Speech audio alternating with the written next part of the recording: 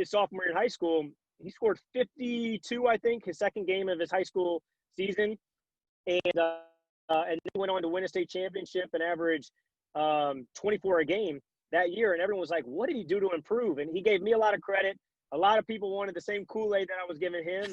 And that's what really ramped up my career. And, and then I got my first NBA player because of Brad. My first NBA client ever was David Lee.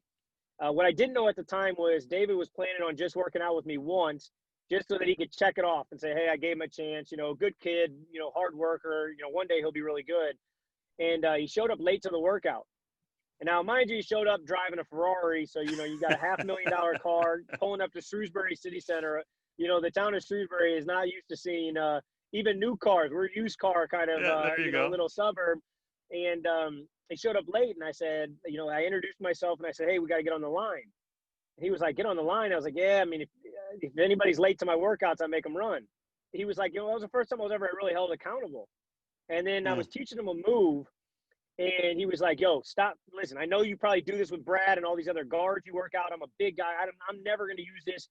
And I said, listen, trust me. I said, just move your foot a little bit more lateral. I go, if you get to that point, you'll be able to get your hips around. If your hips go around, it'll be an easier shot. Last season, you shot 33% over your left shoulder, 19% over your right shoulder. We need to add a hook shot if we're going to take your game to the next level. And he stopped and was like, did you just make up those stats? And I go, no, I've studied every element of your game. And he did it, and I got lucky. He made 6 or 8 in a row after he made the little adjustment. And that one workout turned into the rest of his career because he said, listen, not only did you hold me accountable, which is something I needed at that time, but also you didn't back down. You knew what I needed to work on.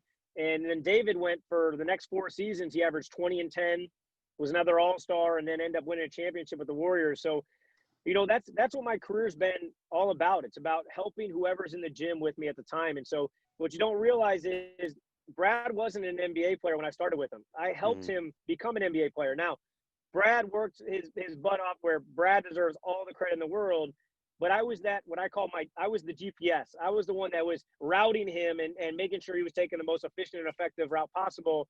And then when he got off course, I was a guy saying reroute, reroute, reroute. So that's my job. Is I'm basically a GPS system. I help the best players in the world go from where they are to where they want to get to, and I put together strategic roadmaps to get them there the most efficient and effective way possible.